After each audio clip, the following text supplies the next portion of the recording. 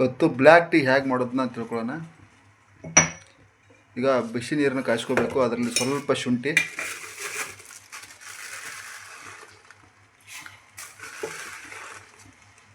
ಎರಡು ಸ್ಪೂನ್ ಆಗೋಷ್ಟು ಸಕ್ಕರೆ,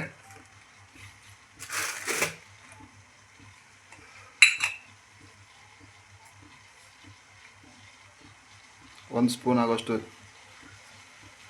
ಟೀ ಪುಡಿ,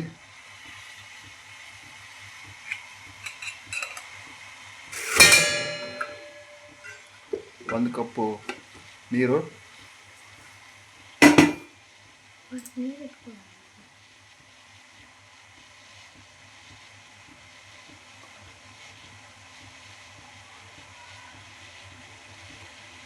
ಒಂದು ಕಪ್ ನೀರು, ಒಂದು ಕಪ್ಪು ಟೀ ಪೌಡ್ರು, 2 ಸ್ಪೂನ್ ಸಕ್ಕರೆ, ಒಂದು ಸ್ವಲ್ಪ ಶುಂಠಿ ಹಾಕಿಬಿಟ್ಟು ಬ್ಲ್ಯಾಕ್ ಟೀ ಮಾಡಿದ್ರೆ ತಲೆನೋವೆಲ್ಲ ಕಮ್ಮಿ ಆಗುತ್ತೆ.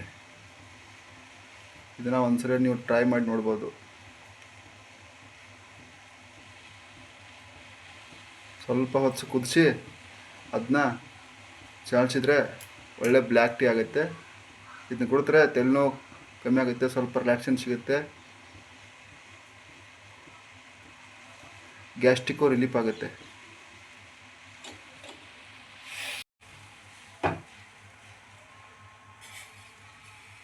ನೋಡಿ, ಬ್ಲ್ಯಾಕ್ ಟೀ ರೆಡಿ ಆಯಿತು.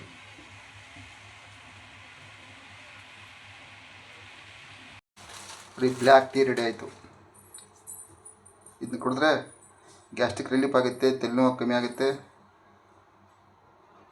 ಇದೇ ಥರ ಹೆಚ್ಚಿನ ವಿಡಿಯೋಗಳಿಗೆ ನಮ್ಮ ಚಾನಲ್ನ ಸಬ್ಸ್ಕ್ರೈಬ್ ಮಾಡ್ಕೊಳ್ಳಿ, ಲೈಕ್ ಮಾಡ್ಕೊಳ್ಳಿ, ಫಾಲೋ ಮಾಡ್ಕೊಳ್ಳಿ. Thank you.